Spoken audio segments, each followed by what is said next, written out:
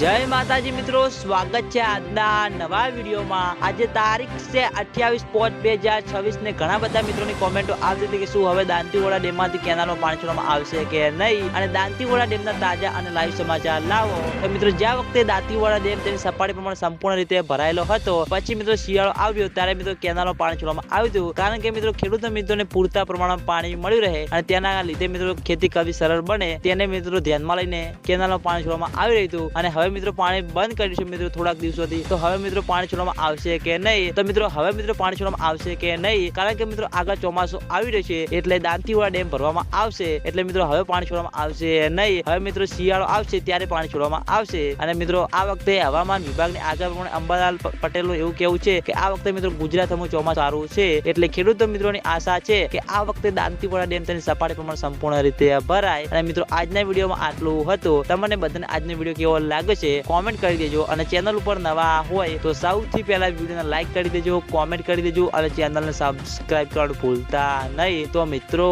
જય માતાજી।